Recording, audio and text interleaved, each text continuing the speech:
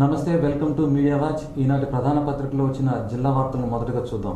ఈనాడు ఈ పాస్ అన్ని సరుకులు ఒకేసారి పంపిణీ, 10 నెలల్లో 21.5 కోట్లు మిగులు, అక్రమాలకు కళ్యం, కొన్ని చోట్ల తప్పని ఇబ్బందులు, ఏడుపు మిగిలింది, పాలన సడిలింది, 2.5 సంవత్సరాలుగా వీసీ పోస్ట్ ఖాళీ, పాలక మండలి లేక 7 ఏళ్లు, పడకేసిన పశువైద్య విశ్వవిద్యాలయం, కోట్లు నిధులున్నా ఖర్చు కాని వైనం. ఆంధ్రజ్యోతి టాస్క్ ఫోర్స్కే ఫుల్ పవర్స్, ఎఫ్ఐఆర్ నుంచి ఛార్జ్ షీట్ వరకు ప్రస్తుత అసెంబ్లీ సమావేశంలో చట్ట సవరణకు అవకాశం, తిరుపతిలో ప్రత్యేక స్టేషన్, కోర్టు ఏర్పాటు. ఆత్మస్థైర్యమే ఆయుధంగా మహిళా దినోత్సవం సందర్భంగా మహిళలు సాధించిన విజయాలపై మరో వార్తను ప్రచురించింది. శివోత్సవం, జనసంద్రమైన దక్షిణ కైలాసం, ఇబ్బందులు ఎదుర్కొన్న భక్తులు. సాక్షి శంభో శంకర, ప్రధానంగా నిన్నటి మన శ్రీశైలంలో కానీ అలాగే కాళహస్తిలో కానీ మహాశివరాత్రి సందర్భంగా జరిగిన వార్తను ప్రధానంగా ప్రచురించింది. అలాగే బెయిల్ స్కామ్లో ప్రధాన నిందితుల అరెస్టు, మరో 10 మందిపై కేసులు నమోదు, పూర్తి స్థాయిలో దర్యాప్తు కోసం బృందం ఏర్పాటు, బాధ్యులైన న్యాయవాదులపై కూడా కేసులు, జిల్లాలోని 20 కోర్టుల్లో నకిలీ ధృవపత్రాలతో బెయిల్, ఎస్పీ శ్రీనివాస్ వెల్లడి. ఇక ప్రధాన మెయిన్ ఎడిషన్స్కి వస్తే, మహిళా దినోత్సవం సందర్భంగా ఆడబిడ్డకు హైటీ హారతి, ఉద్యోగాల్లో అందరికంటే ఎక్కువగా మహిళలకు పెద్దపీట, దేశ సామాజిక ఆర్థిక ముఖచిత్రంలో పెనుమార్పులు, అత్యధిక మహిళా ఉద్యోగినుల్లో హైదరాబాద్ 2వ స్థానం, అబ్బాయిల కంటే అమ్మాయిలను ప్రోత్సహిస్తున్న కంపెనీలు, 8,000 మంది బోగస్, ఇంజనీరింగ్ కళాశాలలో అధ్యాపకుల తీరిది, రుసుముల నియంత్రణ సంఘం అధ్యయనంలో బండారం బట్టబయలు, ఇంజనీరింగ్ ఫీజులు 20% పెరిగే అవకాశం. నమో రుద్రాయ, మహాశివరాత్రి సందర్భంగా కిటకిటలాడిన శైవ క్షేత్రాలు, తెల్లవారుజాము నుంచే పోటెత్తిన భక్తులు, అంతటా అప్రమత్తత, ఉగ్రముప్పు నేపథ్యంలో దేశంలో కట్టుదిట్ట భద్రత, ప్రధాన ఆలయాల వద్ద భారీగా బలగాల మోహరింపు, పరిస్థితిని సమీక్షించిన హోంమంత్రి రాజ్నాథ్ సింగ్. సాక్షి ఇదేమి దోపిడీ, అవినీతిలో ఎవరెస్ట్ నెక్కిన బాబు, 22 మాసాల్లో 1,35,000 కోట్ల ప్రజాధనం లూటి, ప్రభుత్వం జారీ చేసిన జీవోల సాక్ష్యం. నేడు అంతర్జాతీయ మహిళా దినోత్సవం, దగాపడ్డ చెల్లెమ్మ, 2 ఏళ్ల టీడీపీ పాలనలో మగువులకు రక్షణ కరువు, మంత్రికి తెలియకుండా మార్కెట్ కమిటీ నియామకం, అమిత్ షా దృష్టికి తీసుకెళ్లిన మంత్రి మాణిక్యాలరావు, తన నియోజకవర్గంలో టీడీపీ తీరుపై ఫిర్యాదు, ప్రభుత్వం టీడీపీ నేతల వ్యవహారంపై అధినేతకు పలువురి చిట్టా, రాష్ట్రంలో పరిణామాలను గమనిస్తున్నామన్న బీజేపీ అధ్యక్షుడు. ఇంజనీరింగ్ గరిష్ట ఫీజు 1,00,000, కనిష్ట ఫీజు 35,000, కాలేజీల ప్రతిపాదనలు పరిశీలన, నెలాఖరు నుంచి వాదనలు విననున్న ఏఎఫ్ఆర్సీ, కోర్సుల వారీగా ఫీజులపై త్వరలో నిర్ణయం. ఆంధ్రజ్యోతి అద్దె అదరహో, బెజవాడలో ప్రభుత్వ కార్యాలయాలకు కష్టం, ఖాళీ చేయాలంటూ యజమానుల నోటీసులు, 2011 నాటి అద్దెలు రెట్టింపు చేసిన సర్కారు, చదరపు అడుగుకు 15 రూపాయలు చెల్లింపు.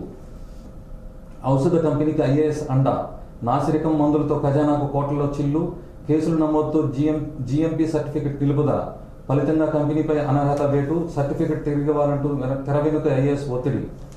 వృత్తి విద్యా ఫీజుల పెంపు, కాలేజీ నాణ్యత ఆధారంగా ఫీజు నిర్ణయం, ఏఎఫ్ఆర్సీ, ఏప్రిల్ ఆఖరికల్లా ఖరారు, 2016-17 నుంచి 3 ఏళ్ల దాకా ఇవే వర్తింపు అంటూ ప్రధానంగా ఆ వార్తలను మనం చూడొచ్చు.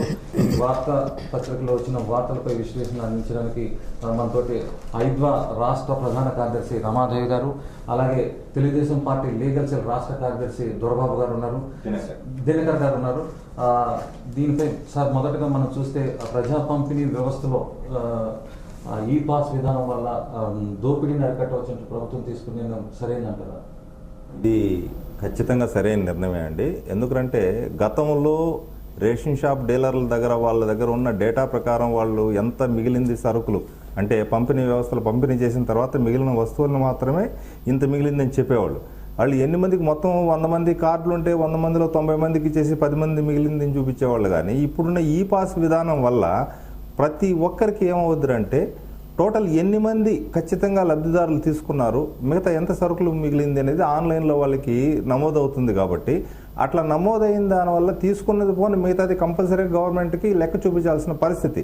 ఈ విధానం వల్ల మేలైనంత వరకు గవర్నమెంట్కి ఆదాయం చేకూరుతుంది అనేది ఇప్పుడు గత 6 నెలలుగా చూస్తే గణాంకాల ప్రకారం కూడా దాదాపు 21,50,00,000 వరకు ఆదాయం చేకూర్చింది. అంటే ఈ ధనమంతా ఏ విధంగా పోతా ఉంది, ఇంతకుముందు డీలర్ల చేతిలోకి వెళ్ళిపోయేది.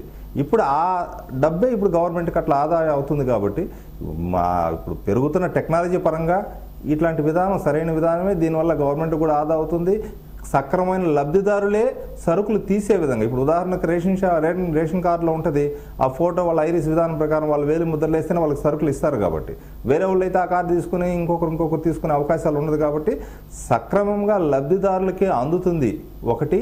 రెండోది ఇట్లా ఎవరైతే తీసుకోకుండా ఉంటే ఎంత మిగిలింది అనేది కూడా ఆన్లైన్లో నమోదయ్యే దాని ప్రకారం అది గవర్నమెంట్కి ఖచ్చితంగా లెక్కలు వెళ్తుంది. అంటే మేడం, ప్రజా పంపిణీ వ్యవస్థలో జరుగుతున్న అక్రమాలు చెక్ పెట్టడానికి మొదట ఐరిస్ కానీ, బయోమెట్రిక్ కానీ, ఇప్పుడు ఆధార్ కానీ పెట్టారు. మళ్ళీ ఇప్పుడు కొత్తగా ఈ పాస్ అంటున్నారు. ఏ ప్రభుత్వం మారినా రేషన్ కార్డులకు మాత్రం ప్రతిసారి వందల వేలల్లో వస్తూనే ఉంటున్నాయి. దీన్ని అరికట్టడానికి ఎటువంటి చర్యలు తీసుకుంటే బాగుంటుంది అనుకుంటారు? ఒకటి, ఈ పాస్ మీద మేము 2 సార్లు ఇప్పుడు అక్టోబర్ 17 పేదరిక నిర్మూలన దినోత్సవం సందర్భంగా చాలా షాపుల్లో సర్వే చేశాం.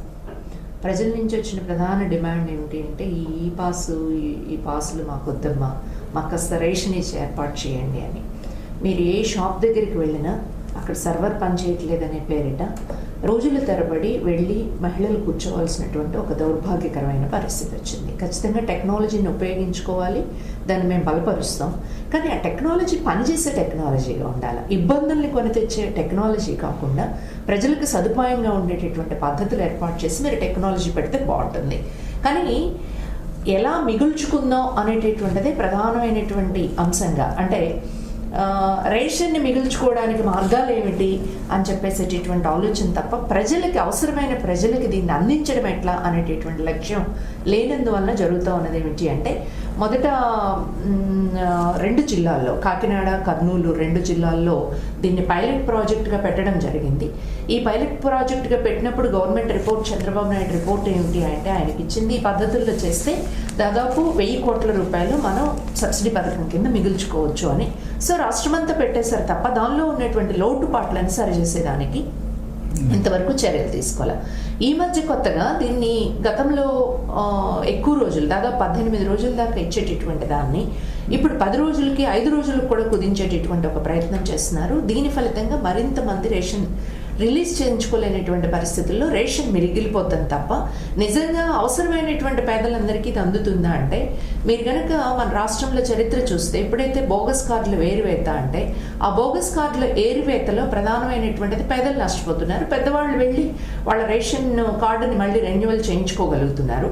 నేను చాలా ఉదాహరణలు చెప్పగలను.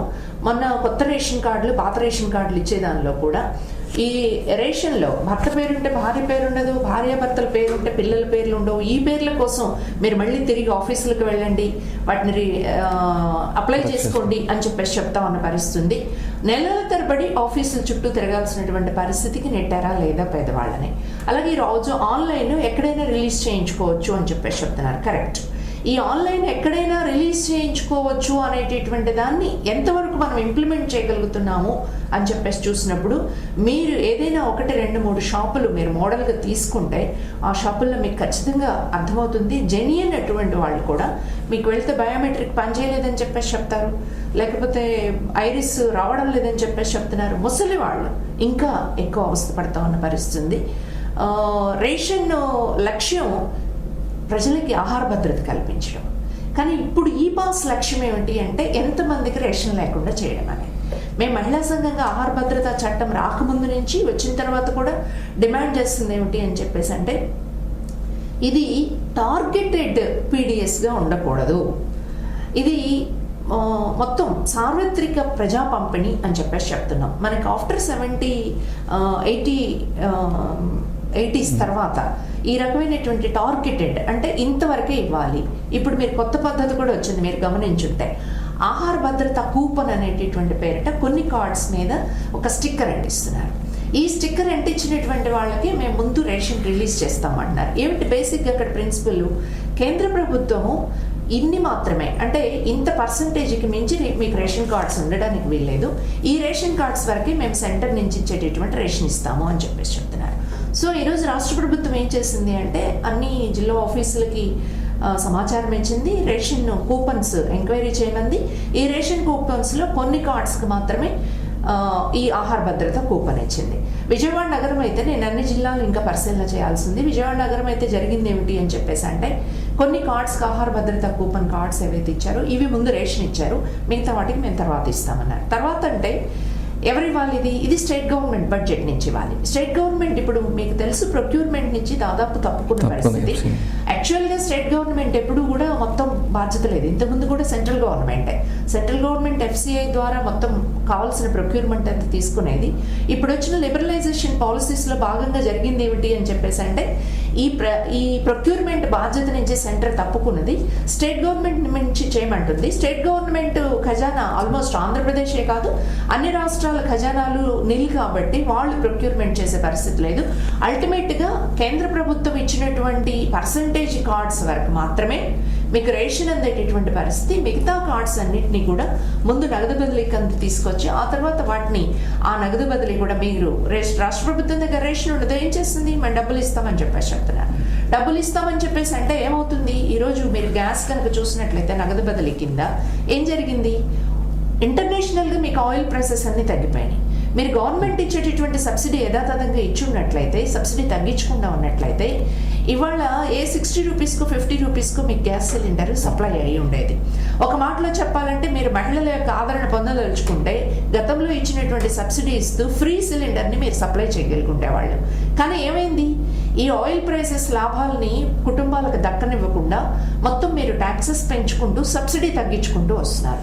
అంటే గవర్నమెంట్ ఇస్తున్నది 600 సబ్సిడీ నుంచి ఇవాళ 60 రూపాయలు 70 రూపాయల సబ్సిడీకి వచ్చినటువంటి పరిస్థితిని మనం చూస్తున్నాం. బియ్యం కూడా రాబోయే రోజుల్లో ఇదే రకమైన పరిస్థితి వస్తుంది. దాని ఫలితం ఏమిటి అని చెప్పేసి అంటే మహిళల మీద, ప్రజల మీద, పేద కుటుంబాల మీద మరింత భారం పడిపోతుంది తప్ప ఈ పాస్ పద్ధతి ఈరోజు ఎక్స్పోజ్ చేస్తూ ఉన్నట్లు అందులో కూడా ఇచ్చారు. కొన్ని ఇబ్బందులు తప్పట్లేదు, ఇక్కట్లు తప్పట్లేదు.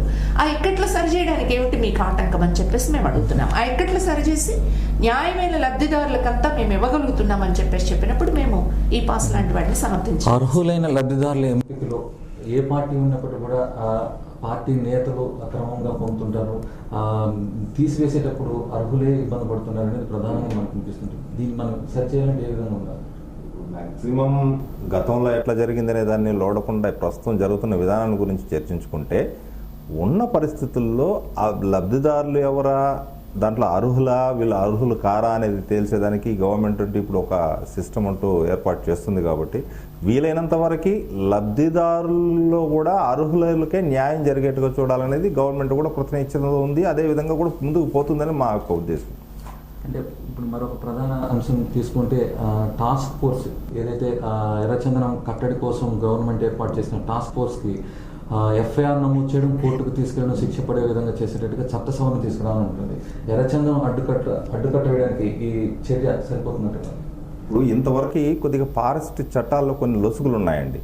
ఆ చట్టంలోని లొసుగుల్ని ఆధారంగా చేసుకొని ఈరోజు ఎర్రచందనం దొంగలందరూ కూడా చాలా వరకు స్మగ్లర్లందరూ రెచ్చిపోయి ఇంతవరకు చేస్తున్నారు. ఉదాహరణకి ఎర్రచందనం చట్టంలో ఉండే కేసుల ప్రకారము ఏ వ్యక్తి అయినా ఎర్రచందనం అక్రమంగా రవాణా చేస్తూ లేదు చెట్టును నరికేస్తుంటే పట్టుబడిన వ్యక్తికి ఇమ్మీడియట్గా శిక్ష పడే విధంగా భారత ఫారెస్ట్ మన ఆంధ్రప్రదేశ్ కానివ్వండి, భారతదేశంలో కానివ్వండి ఈ చట్టాల్లో అంత శిక్షలు లేవు. ఇప్పుడు వచ్చిన గవర్నమెంట్ నారా చంద్రబాబు నాయుడు ఆధ్వర్యంలో దాదాపు గత 2 సంవత్సరాల నుంచి మీకు ఎంతవరకు ఎర్రచందనాన్ని కట్టడి చేశాడు అనేది మనం చూస్తూనే ఉన్నాం.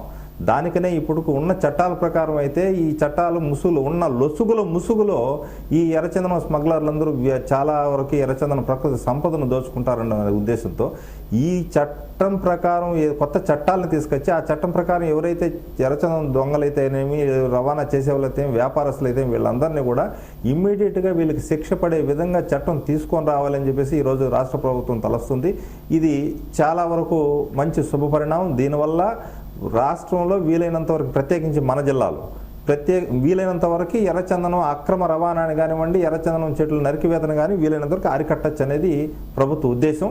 అలా చేయాలనేది కూడా నేను ఒక న్యాయవాదిగా కూడా నేను కోరుకుంటున్నాను. ఎందుకంటే ఇప్పుడు ఉదాహరణకి సమన్వయ లోపం ఉందండి ఆఫీసర్స్ నడి మధ్య. ఫారెస్ట్ డిపార్ట్మెంట్ వాళ్ళు పట్టిన కేసు పోలీసు వాళ్ళు ఎందుకు ఇన్వెస్టిగేషన్ చేయాలి అనే వాళ్ళు, పోలీసు వాళ్ళు చేసిన కేసు మనం ఎందుకు సహకరించాలని, ఇట్లా డిపార్ట్మెంట్ల నడి మధ్య కూడా సహకారం, సమన్వయం లేక చాలా వరకు కేసులు నీరుగారిపోతుంది. ఈరోజు తిరుపతి కోర్టులో కొన్ని వేల సంఖ్యలో కేసులు పెండింగ్లో ఉన్నాయి. ఇప్పుడు గత 10 సంవత్సరాల నుంచి పట్టిన కేసులు కూడా అవన్నీ ఎక్కడికక్కడే అదే విధంగా ఉంది. దాన్ని ఎప్పుడు ఏమి చేసుకుని దాని మీద శిక్షణలు పడిన దాఖలాలు చాలా తక్కువ. ఉదాహరణకి లేటెస్ట్గా 2 ఆఫీసర్స్ని చంపేశారు స్మగ్లర్లకి ఆఫీసర్లకి నడిమిన జరిగిన దీంట్లో ఈ నడిమ రీసెంట్గా ఆ కేసును కూడా కొట్టేయడం జరిగింది. ఎందుకు కొట్టేశారు? అది చంపింది వాస్తవం, జరిగింది వాస్తవం, దాన్ని ఎందుకు ప్రూవ్ చేయలేకుండా పోయినారంటే ఒకటి ఈ అధికారుల నడి మధ్య శాఖల నడి మధ్య సమన్వయ లోపంతో ఇలా జరుగుతుంది. అందుకనే ఇటువంటి పరిస్థితులు ఇంకొకసారి దాపురించకుండా ఉన్న ప్రకృతి సంపదను కాపాడాలనే ఉద్దేశంతో నారా చంద్రబాబు నాయుడు ఆయన ప్రభుత్వం ఈ విధంగా కొత్త చట్టం తీసుకొచ్చి టాస్క్ ఫోర్స్ వాళ్ళకి పూర్తి అధికారాలు ఇచ్చి దీనికి సంబంధించిన కూడా ఒక ప్రత్యేకమైన కోర్టు ఏర్పాటు చేసి ఇమీడియట్గా ఎవరైతే ఇట్లా అన్యాయాలకు పాల్పడిన వ్యక్తుల మీద వాళ్ళకి తగిన శిక్షలు తొందరగా అనుభవించే విధంగా చేయాలనే ఉద్దేశంతో ఈరోజు గవర్నమెంట్ తీసుకొస్తుంది.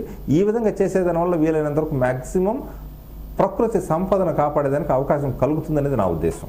అంటే తుపాకీని అడ్డం పెట్టి అడ్డుకునే దానికన్నా ఈ ఎర్రచందనం స్మగ్లింగ్ వెనుక సామాజిక ఆర్థిక కోణంలో నుంచి చూడాలనే ఒక వాదన వినిపిస్తుంది మేడం ఎన్కౌంటర్ తర్వాత.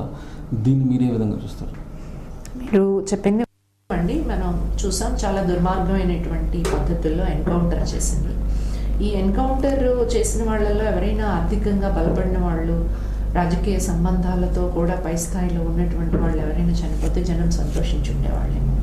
కానీ ఎన్కౌంటర్ చేయడం అనేది చట్టపరమైనటువంటి వ్యతిరేకత, సరైనది కాదు. కానీ చనిపోయిన వాళ్ళంతా అత్యంత నిరుపేదమైన కుటుంబాలకు చెందిన వాళ్ళు.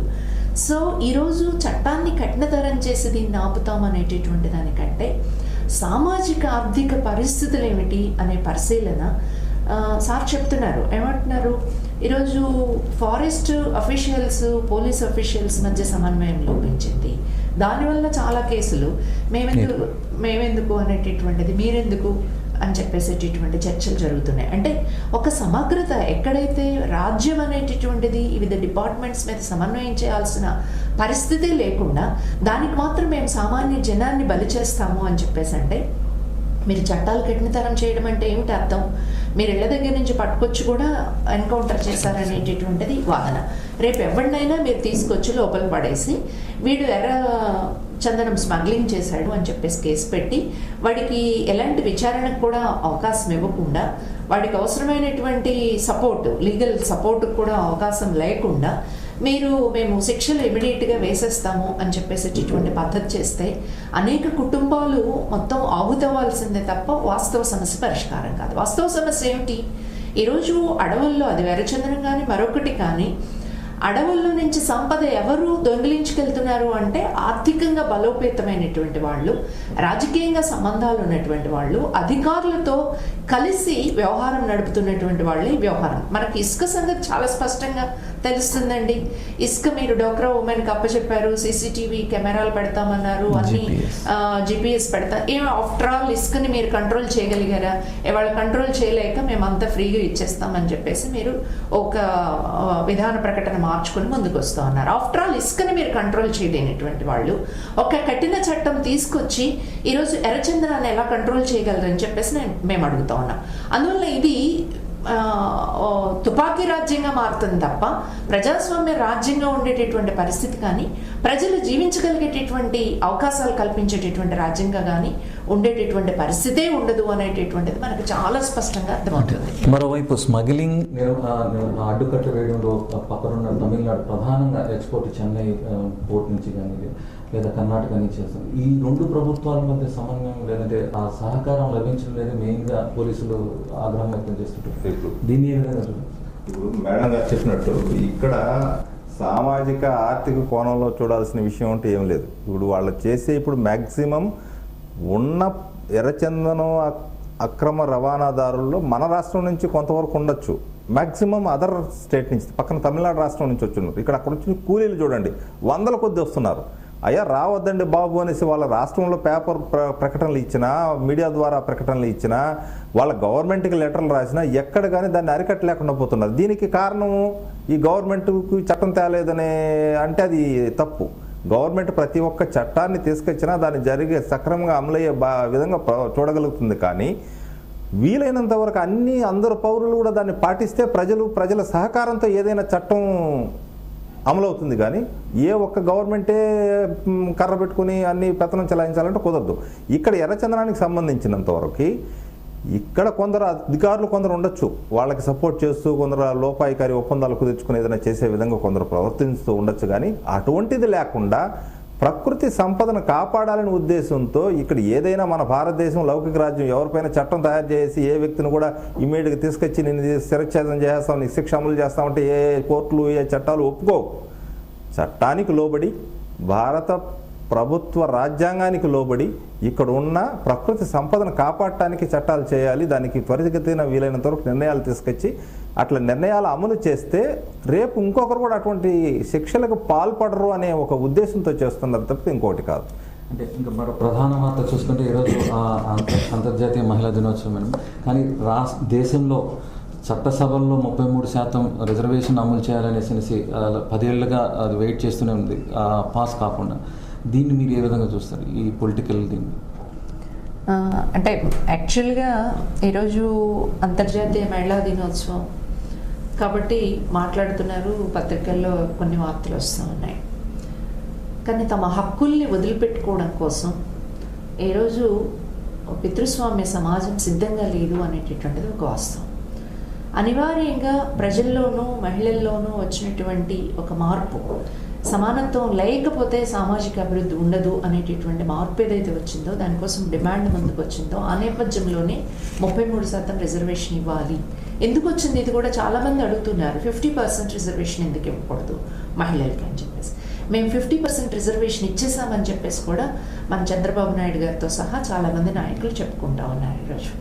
కానీ వాస్తవంగా 50% ఇక్కడ ఇచ్చినప్పుడు ఎందుకని పార్లమెంట్లో 33% రిజర్వేషన్ చట్టాన్ని అమలు చేయడం కోసం వీళ్ళెవరూ పట్టుబట్టగలేదు. ఇవాళ స్థానిక సంస్థల్లో 50% అధికారం ఇస్తే పెద్ద ప్రమాదం మగవాళ్ళకి ఎవరికి రాల. రీజన్ ఏమిటి అంటే అత్యధిక శాతం మంది ఇప్పటికి కూడా వాళ్ళ తరఫున, ఆడవాళ్ళ తరఫున మగవాళ్ళు పెత్తనం చెలాయించే ధోరణి, ప్రత్యక్షంగాను పరోక్షంగాను చెలాయించేటటువంటి ఒక ధోరణి కొనసాగుతూ ఉంది. ఇది చట్టసభలకు వచ్చేటప్పటికి ఒక శాసనసభలో వెళ్ళి భార్య తరఫున భర్త కూర్చోలేడు. ఖచ్చితంగా అనివార్యంగా అక్కడ భార్య మాట్లాడాల్సిందే. చట్టసభలోనే చట్టాలు చేసేటటువంటివి. సో చట్టసభల్లో వెళ్ళి వీళ్ళు కూర్చోలేనటువంటి నేపథ్యం ఏదైతే ఉందో దీన్ని ఈరోజు జీర్ణించుకునే పరిస్థితి లేదు. కాబట్టి ఈ చట్టము 1996లో ఇది వచ్చినటువంటిది. దాదాపు ఆల్మోస్ట్ 20 years కోల్డ్ స్టోరేజ్లో మగ్గుతాం అన్నది. ఇదే పరిస్థితి అనుకుంటే ఇంకొక 20 years కూడా వాళ్ళు అట్టు పెట్టుకోవడానికి సిద్ధం. కానీ ఈరోజు ప్రశ్నించే గొంతులు చాలా పెరుగుతూ ఉన్నాయి. ఎన్నికల సందర్భంలో అనివార్యంగా అన్ని పార్టీలు 33% రిజర్వేషన్ ఇస్తామని చెప్పేసి హామీ ఇస్తున్నాయి. ఇదే పద్ధతి కొనసాగితే ఏమవుతుంది అని చెప్పేసి అంటే పదే పదే మహిళలు వాగ్దానాలు విని చూస్తూ ఊరుకోవడానికి సిద్ధంగా ఉండరు. అనివార్యంగా దీని మీద కూడా పెద్ద ఎత్తున ఉద్యమించేటటువంటి వాతావరణం పెరుగుతూ ఉన్నది. ఈ 33% రిజర్వేషన్ ఇవ్వడంలో కొద్దిమంది ఎమ్మెల్యేలు అవ్వడం, ఎంపీలు అవ్వడం అనేటటువంటిది కాన్సెప్ట్ కాదు. ఈరోజు మహిళల యొక్క సమానత్వం అనేటటువంటి దాన్ని మనం చట్టంలో పెట్టుకున్న రీజనే ఏమిటి అంటే మనం అణిచివేసినందువల్ల సామాజిక వ్యవస్థ కుంటుపడింది. కాబట్టి అణిచివేత అది మహిళలకు కానీ లేదు ఇతర దళితులు ఇతర సామాజిక తరగతులకు కానీ అణిచివేత ఉండకూడదు అనేటటువంటి కాన్సెప్ట్ నుంచి మన భారత రాజ్యాంగంలో 14, 15, 16 వీటిలో 21st మనం అన్నింటిలో ఈక్వాలిటీ, ఆ ఈక్వాలిటీని సాధించడానికి ప్రత్యేకమైన చట్టాలు చేయాలి.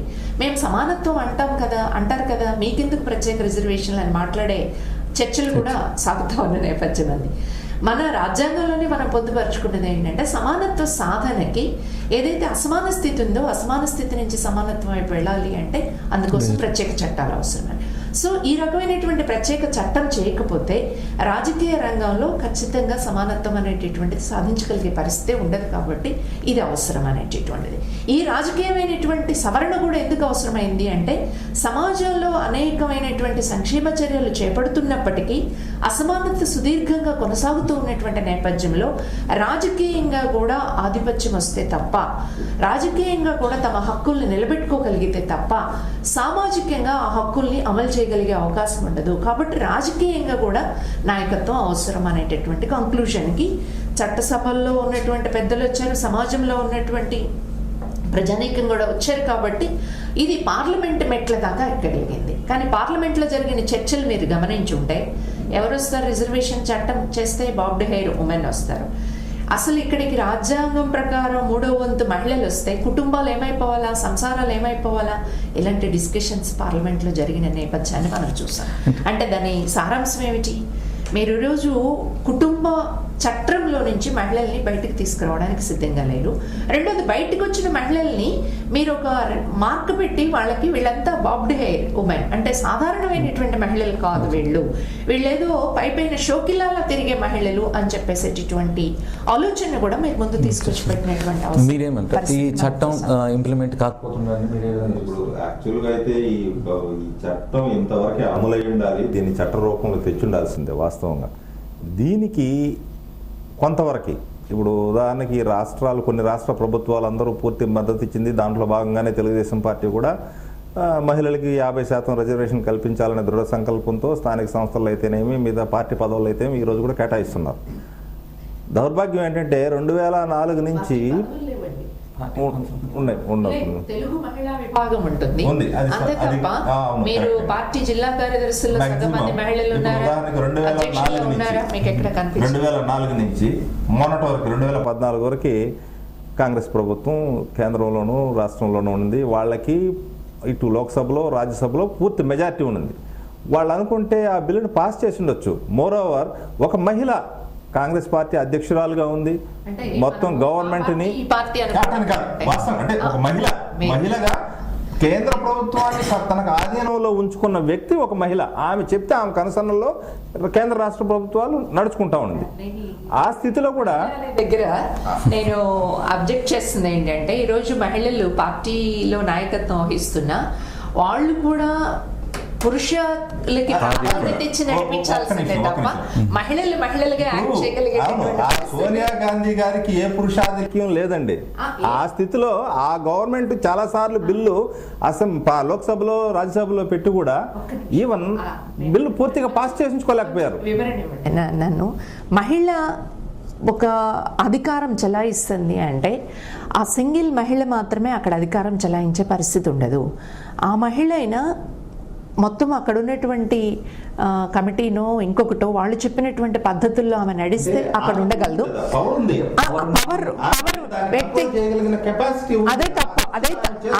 అదే తప్పు అంటున్నాను. ఈరోజు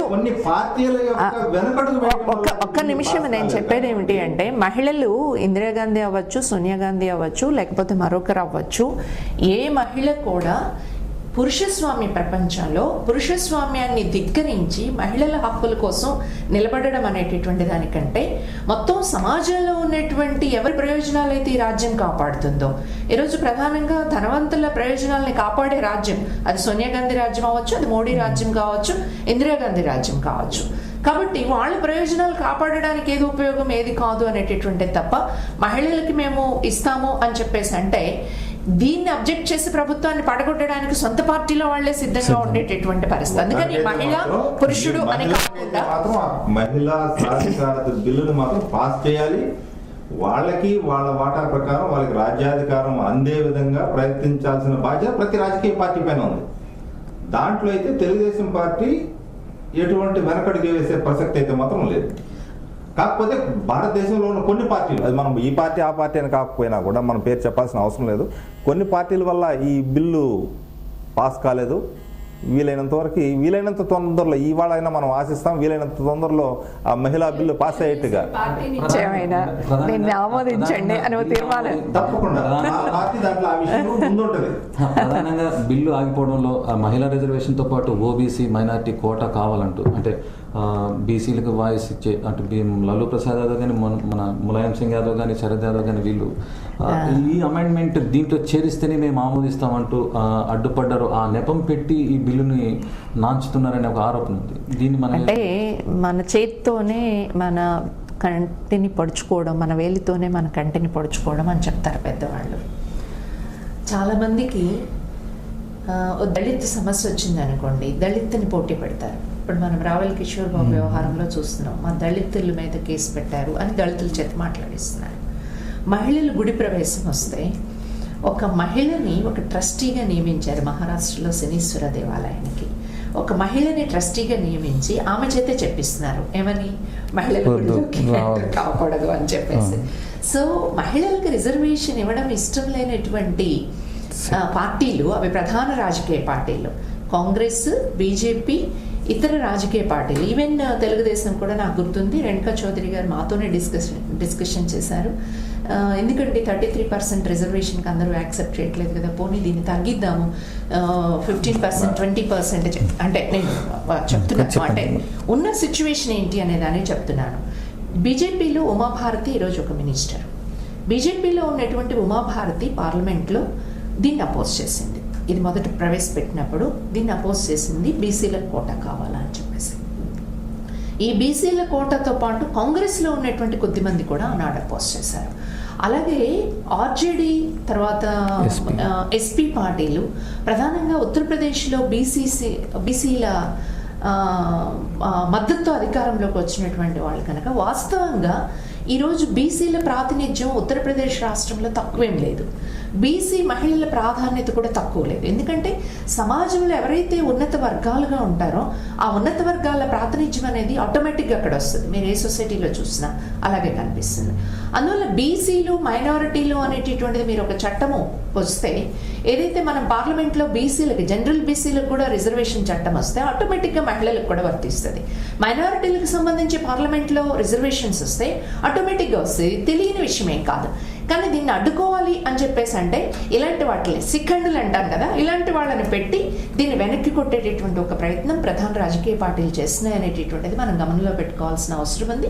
అందువల్ల మహిళలు అనేటటువంటిది రెండవ స్థాయి పౌరులుగానే అన్ని రాజకీయ పార్టీలు చూస్తున్నాయి తప్ప యథాతథంగా ఈ బిల్లుని అంగీకరించాలా అని చెప్పేసి 1-2 సార్లు పట్టుపడతా ఉన్నది వామపక్ష పార్టీలు తప్ప, ఓటు వేస్తున్నది కూడా వామపక్ష పార్టీలు తప్ప, మిగతా పార్టీలకు వచ్చేటప్పటికి ఆ రకమైనటువంటి సపోర్ట్ ఇవ్వడానికి కానీ ఆ రకంగా ముందుకు రావడానికి కానీ సిద్ధంగా లేవనేటటువంటి విషయం మనం ఒప్పుకొని తీరాలి. ఒప్పుకుంటేనే కొట్లాడగలిగే పరిస్థితి వస్తుంది. మీరు ఏ విధంగా చూస్తారు ఈ బీసీ రిజర్వేషన్ పేరిట మహిళా బిల్లుని ఆపడం ఎంతవరకు? అదే అది కొన్ని రాజకీయ పార్టీలు చేస్తున్న తప్పిదం అనేది మేము మాకు తెలుగుదేశం పార్టీ తరఫున అయితే క్లియర్గా చెప్తున్నాం.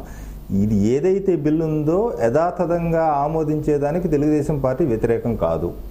దానికి కూడా తెలుగుదేశం పార్టీ ఏ విధంగా ఇప్పుడు ఇప్పుడు పార్టీ తరఫున మేము చెప్పేది ఒకటే, అట్లీస్ట్ ఇంతవరకు జరిగిపోయింది పక్కన పెడితే గతంలో ఏం జరిగిందని లోడుకోకుండా ఇప్పటికైనా ఆ బిల్లును ఆమోదించి మహిళలకి వాళ్ళ యొక్క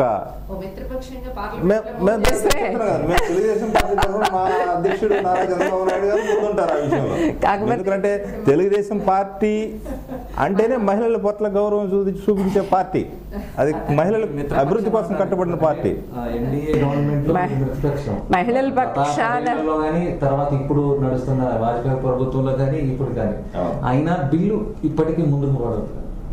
ఇప్పుడు అదే సార్, ఇప్పుడు మిత్రపక్షం అని చెప్తున్నారు. ఫర్ ఎగ్జాంపుల్ ఈ రోజు పార్లమెంట్ లో చూడండి, బీజేపీ కూడా పూర్తి ఇప్పుడు రాజ్యసభలో చాలా బిల్స్ పెండింగ్ పడి ఉన్నాయి. లోక్సభలో ఆమోదిస్తే ఇప్పుడు రాజ్యసభలో ఆమోదించడానికి సిద్ధంగా ఉన్నారు కదా. ఎందుకంటే ఆల్రెడీ ఒకసారి రాజ్యసభలో పాస్ అయిందండి, రాజ్యసభలో ఒకసారి పాస్ అయింది. సో మీటింగ్ పెట్టారు, అక్కడ ఒక మాట కూడా మోడీ గారు మాట్లాడలా. మన రాష్ట్రం నుంచి వచ్చిన తెలుగుదేశం ఎంపీలు కూడానండి ఏమైనా సరే మోడీ గారు దీన్ని పాస్ చేయాలనే ఒక మాట కూడా మాట్లాడలేదు. మన రాష్ట్రం నుంచి తెలుగుదేశం ఎంపీలు కాదండి, దేశం నుంచి అటెండ్ అయిన ఏ ఎంపీ కూడా దాని గురించి ఎత్తలేదు.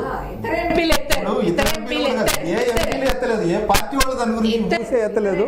కాకపోతే అది ఎందుకో దౌర్భాగ్యం, కానీ అది పాస్ అయితేనే మంచిది మనకు కూడా.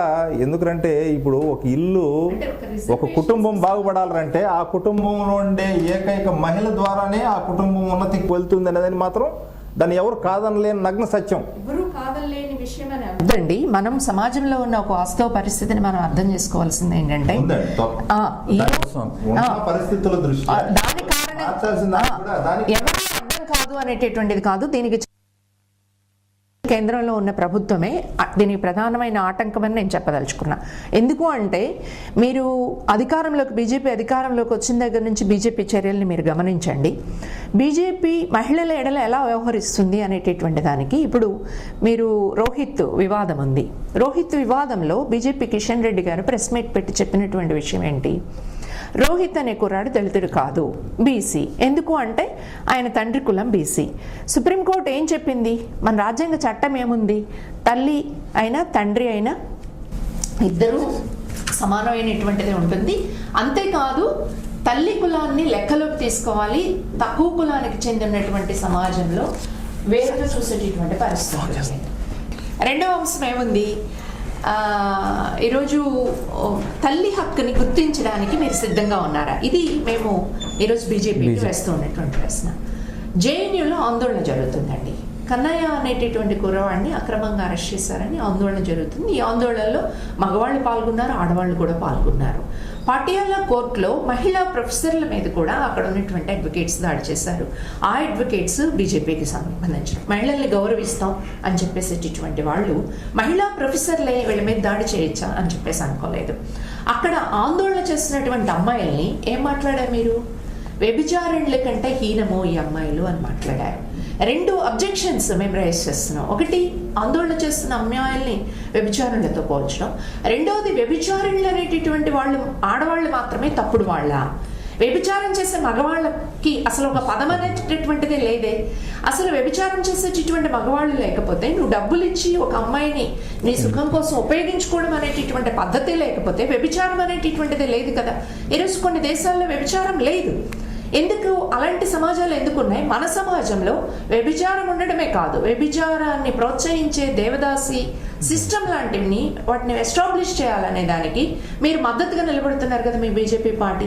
పైగా వ్యభిచారులకు లైసెన్స్ ఇవ్వమని చెప్పేసి ఉమెన్ చైర్పర్సన్ ఎవరైతే బీజేపీకి చెందినటువంటి ఆమె ఉన్నారో ఆమె చేసినటువంటి వ్యాఖ్య ఏమిటి అంటే వ్యభిచారులకు లైసెన్స్ అంటే స్త్రీలు ఒళ్ళమ్ము కొన్ని వ్యాపారం చేసేటటువంటి దాన్ని మీరు మద్దతు ఇస్తున్నారు అంటే స్త్రీని మీరు ఒక వ్యాపార వస్తువు తప్ప ఒక వ్యక్తిత్వం ఉన్న మనిషిగా చూస్తూ ఉన్నారా?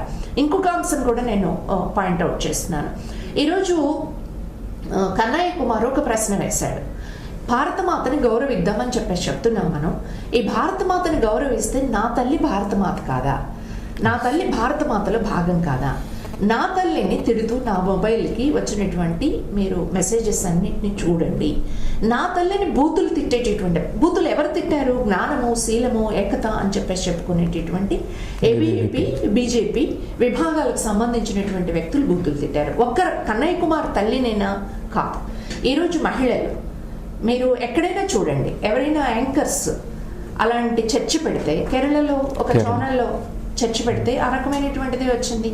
అలాగే సెంటర్లో కూడా ఎన్డీటీవీలో చర్చ పెడితే ఆ అమ్మాయికి కూడా బూతులు మాట్లాడుతూ రేప్ చేస్తామని చెప్పేసి వచ్చినటువంటిది ఉంది.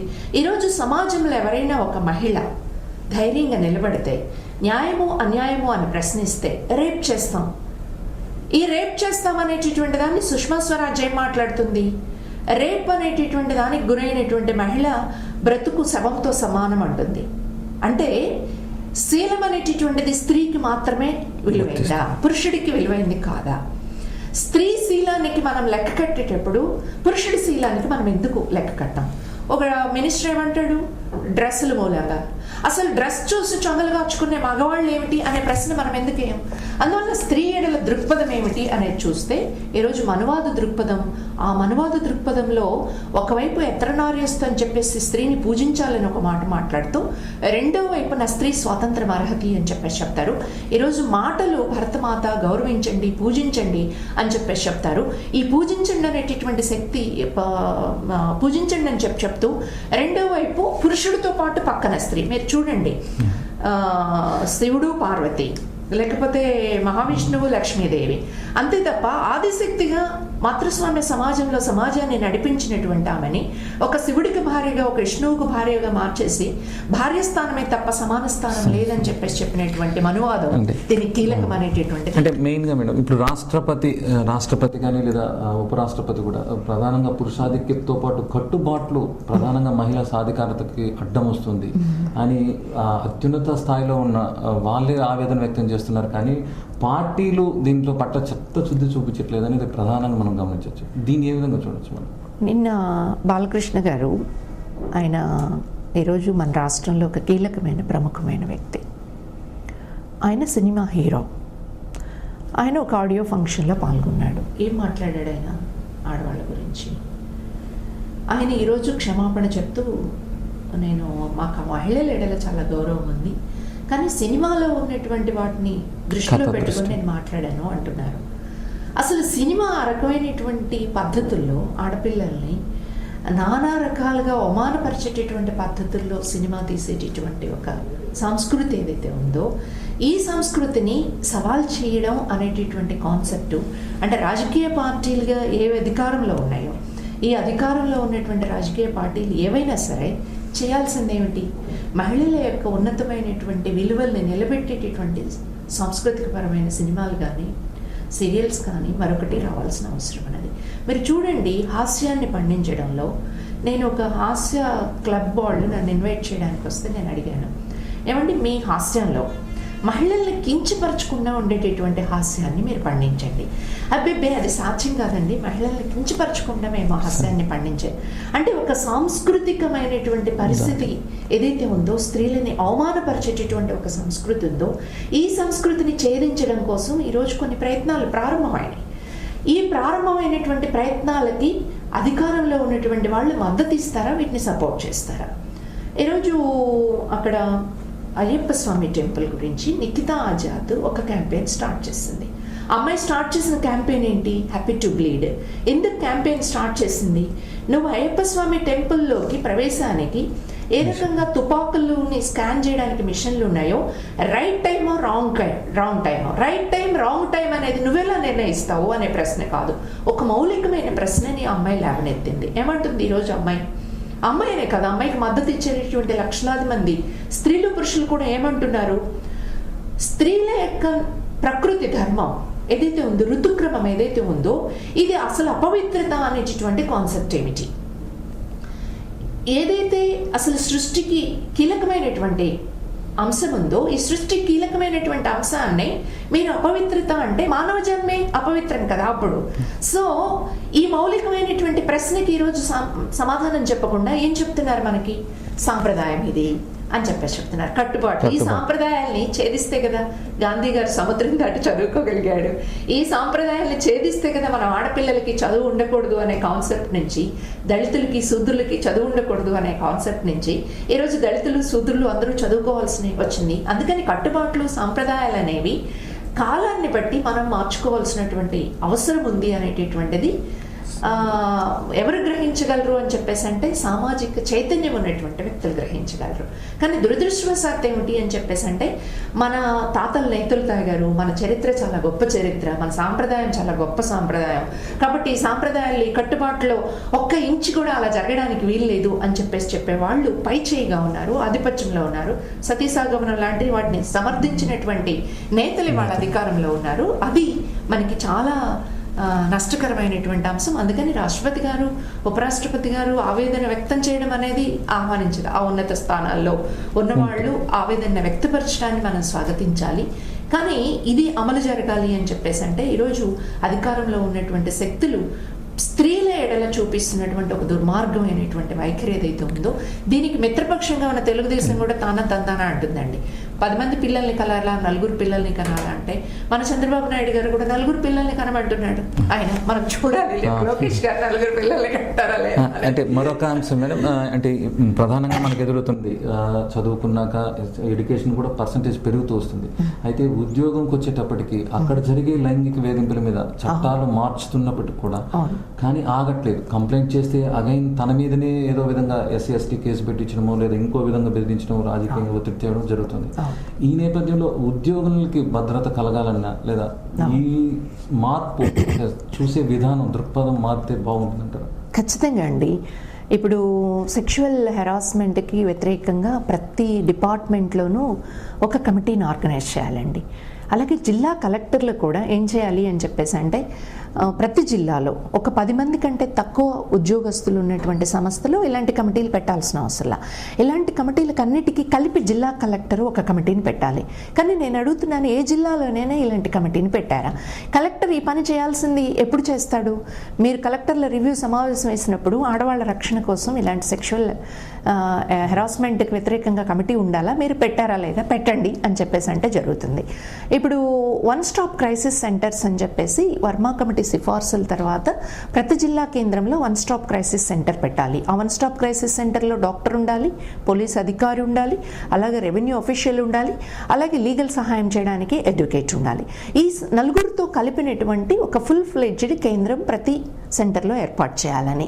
ఎంత కంటి తుడుపు వ్యవహారం అంటే ఇటీవల జస్ట్ సెషన్స్ ప్రారంభానికి ముందు మన రాష్ట్ర ప్రభుత్వం ఒక ఉత్తర్వు ఉమెన్ అండ్ చైల్డ్ డిపార్ట్మెంట్కి ఇచ్చేసి ప్రతి సెంటర్లో ఆల్రెడీ ఉన్నటువంటి వాళ్ళతోనే ఒక హాస్పిటల్లో ఒక రూమ్ ఇచ్చేసి, అది కూడా పర్మనెంట్ కాదు, ఇచ్చేసి వన్ స్టాప్ క్రైసిస్ సెంటర్ మేము అంటే ఎలాంటి ఏర్పాట్లు జరగకుండా, ఒక ప్రత్యేకమైనటువంటి ఉద్యోగులు లేకుండా అక్కడ పెడితే మిగతా అన్ని పనుల్లో భాగంగా ఇది ఒక పని అవుతుంది తప్ప వన్ స్టాప్ క్రైసిస్ సెంటర్ నడవదు.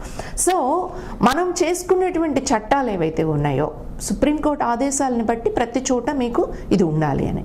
ఎప్పుడైనా కంప్లైంట్ వస్తే ఈ కమిటీ యాక్ట్ చేస్తుంది, కంప్లైంట్ వచ్చినప్పుడు గుర్తొస్తుంది ఈ కమిటీ లేదు అని. రిషితేశ్వరి వ్యవహారంలో మనం చూసాము.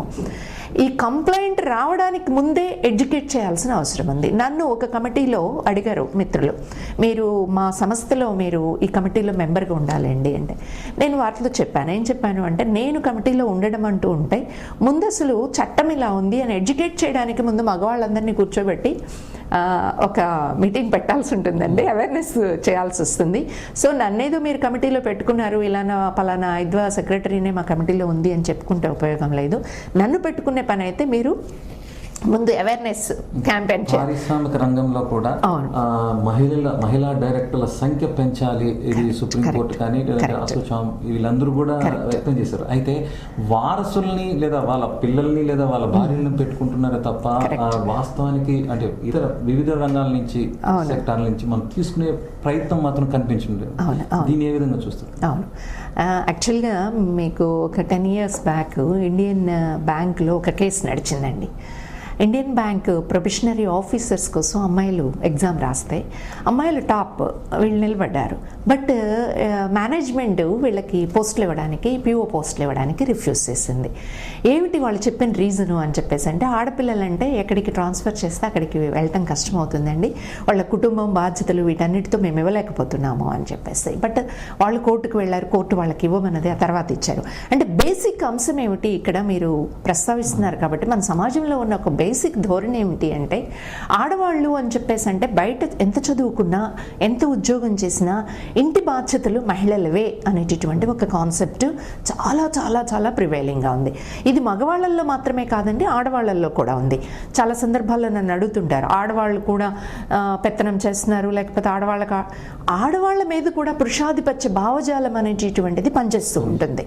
సో ఈ పురుషాధిపత్య భావజాలము కుటుంబ పని, ఇంటి పని, బిడ్డల పని, స్త్రీల పని అనేటటువంటిది ఒక బలమైనటువంటి భావజాలం ఉంది. భావజాలమే కాదు, ఆ హద్దుల్ని దాటి ఏ మహిళ అయినా ముందుకు వస్తే ఆ మహిళ ఉత్తమ మహిళ కాదు. ఉత్తమ మహిళ ఎవరు అంటే ఇంటి పని, బయట పని 10 చేతులతో చేయగలిగేటటువంటి వాళ్ళే ఉత్తమ మహిళ తప్ప. కానీ గురజాడ అప్పారావు గారు చనిపోయి 100 ఏళ్ళు అవుతుంది. మొన్ననే మనం శతవర్ధంతి జరుపుకున్నాము. సో ఆయన ఒక కథలో ఆయన చెప్పిస్తాడు ఒక పాత్ర ద్వారా. ఏమంటాడు అంటే, ఆయన వంట పని నిషేధించాలి అంటాడు. ఫస్ట్ వాక్యం అది, వంట పనిని నిషేధించాలి. దాని తర్వాత ఏమంటాడు అంటే, ఇంటిలో పని వీధిలోకి వెళ్ళాలి, వీధి దుకాణంలో నుంచి ఇంటి అవసరాల కోసం కావాల్సినవి తెచ్చుకోవాలి అంటాడు. మేము ఈ సంవత్సరం మా గ్రీటింగ్ వేసాం, గురజాడ గారు ఇంటి పని నిషేధించమన్నారు. అరే ఇంటి పని నిషేధిస్తే ఎలాగండి అని చాలామంది పెద్దవాళ్ళ దగ్గర నుంచి కూడా ప్రశ్నలు వచ్చినాయి మాకు. ఇంటి పనిని నిషేధించమని 100 ఏళ్ల క్రితం గురజాడ ఆలోచించగలిగిన దాన్ని ఈరోజు మన సమాజం ఆలోచించలేకపోతుంది అంటే మనం ఎంత వెనకబడి ఉన్నాము అనేది మనకు అర్థమవుతుంది. సోషలిస్ట్ సమాజాల్లో అలాగే ఈ అంశం చర్చ వచ్చినప్పుడు ఇతర మహిళా గ్రూపుల్లో, బీజింగ్ కాన్ఫరెన్స్లో, ఇలాంటి వాటి అన్నింటిలో వచ్చింది. ఇవాళ హ్యూమన్ రైట్స్లో కూడా ఉన్నది ఏమిటి అంటే, ఇంటి పని లాంటి వాటికి పురుషుడి కూడా తోడవాలి, పురుషుడి పని కూడా, ఇంటి పని అనేది స్త్రీల పని మాత్రమే కాదు అని. సో పురుషుడు సమాన బాధ్యత తీసుకుంటాడా అంటే, పురుషుడు ఎవరైనా సహాయం చేస్తే కుటుంబంలో సహాయము అంటాడు తప్ప భాగస్వామ్యము అనడు. నేను నీకు సహాయం చేస్తున్నాను అంటే అది ఇంటి పని స్త్రీలది, నేను సహాయం చేస్తున్నాను. సో సహాయం కాదు, భాగస్వామ్యం కావాలి. రెండో విషయం ఏమిటి అంటే, నేను ఇదే వంట పనిని బయట చేశాను అనుకోండి, నాకు జీతం వస్తుంది, నాకు ఇంట్లో జీతం రాదు. సో గురజాడ అప్పారావు గారు చెప్పినా, లేదు ఆ తర్వాత కాలంలో లెనిన్ లాంటి వాళ్ళు సోషలిస్ట్ సమాజాల్లో చెప్పినా, వాళ్ళు చెప్పింది ఏంటంటే సామూహిక వంటశాలలో రావాలి, అలాగే క్రష్లు, పిల్లల బాధ్యత అనేది తల్లి బాధ్యత మాత్రమే కాదు, అది ఉమ్మడి సమాజం బాధ్యత. పౌరుల్ని తయారు చేసుకోవడం అనేటటువంటిది అది సమాజ బాధ్యత అనేటటువంటిది గుర్తించాలి. ఇంటి పని చేయడం ద్వారానే మగవాడు వెళ్ళి బయట పని చేయగలడు. కాబట్టి సమాజంలో ఉత్పత్తికి సంబంధించినటువంటి పని ఇంట్లో తిండి వండి పెట్టడం అనేది కూడా. కాబట్టి దీన్ని సామూహిక వంటశాలల ద్వారా ఈ సమస్యను పరిష్కారం చేయగలిగితే స్త్రీ తన శక్తి సామర్థ్యాన్ని సంపూర్ణంగా ఇదే వర్డ్ ఉపయోగించాడు గురజాడ. స్త్రీ తన శక్తి సామర్థ్యాన్ని సంపూర్ణంగా ఉపయోగించుకోవడం అనేటటువంటిది ఎట్లా సాధ్యమవుతుంది అని చెప్పేసి అంటే వంట పని నుంచి విముక్తి చేయడం ద్వారా సాధ్యమవుతుంది అని. సో మనం మీరు చెప్పిన సిఈఓలు లేకపోతే కంపెనీస్ ఇలాంటి చోట్ల ఎక్కడ చాకరీ చేయించుకోవడం కోసం ఏమీ తేడా ఉండదండి. అదనపు గంటలు కూడా ఉండి చాకరీ చేయించుకునేటటువంటి దానిలో చాలా స్పష్టంగా ఉన్నారు.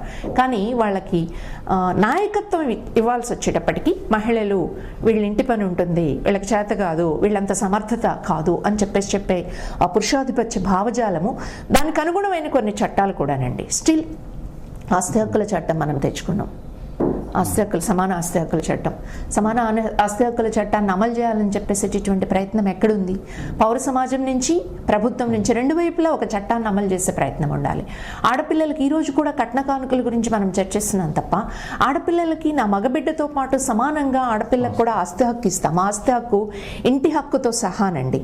ఇంటి హక్కుతో సహా అనేటటువంటిది భౌతిక అంశం అయితే, సైద్ధాంతికపరమైన మనువాదపరమైనటువంటి అంశం కూడా ఇంకోటి ఉందండి. అదేమిటి అని చెప్పేసి అంటే, నా వారసుడు ఎవరు అంటే నా ఇంటి పేరు నిలబెట్టే మగబిడ్డే. దాని ఫలితంగానే మీరు స్త్రీ పురుషుల సంఖ్యలో కూడా తేడా మీరు చూస్తారు. సో ఇంటి వారసత్వము తలకొరివి ఎవరు పెట్టాలి అంటే మగపిల్లవాడు పెట్టాలి అనేటటువంటి ఒక భావజాలము, ఈ భావజాలానికి తోడు భౌతికమైన అంశాలు. ఆస్తి అనేటటువంటిది పురుషుడి పేరుని అత్యధిక శాతం ఎప్పటికి కూడా స్త్రీలకున్న ఆస్తి ఎంత, పురుషులకి ఎంత ఆస్తి ఉంది అని చెప్పేసి చెప్తే మనకు అలా ఎక్కువ వస్తుంది. ఓకే, చర్చలో పాల్గొన్నందుకు ధన్యవాదాలు మేడం. ఈనాటి ప్రధానంగా ఈ వార్తలో మహిళా దినోత్సవం సందర్భంగా మహిళా బిల్లు చట్టసభల్లో 33% రిజర్వేషన్ కల్పించే మహిళా బిల్లు ఆమోదం పొందడంలో మాత్రం ప్రతి పార్టీ ప్రకటనలకే పరిమితం అవుతుంది తప్ప లోక్సభలో అది ఆమోదించే దిశగా మాత్రం అడుగులేయట్లేదు. అలాగే వాళ్ళు స్వయంగా పార్టీలే టికెట్ల కేటాయింపులో కూడా 33% ఇచ్చిన దాఖలా కనపడు. మనకు దాదాపుగా 12% కన్నా మించి భారతదేశంలో మహిళలకి సీట్లు కేటాయించడంలో ఏ పార్టీ కూడా అంతకు మించి దాటిపోవడం లేదు. ఇది ఇవాళ ప్రధాన చర్చా కార్యక్రమం. రేపటి మీడియా వచ్చి మళ్ళీ కలుసుకుందాం. అంతవరకు సెలవు, నమస్తే.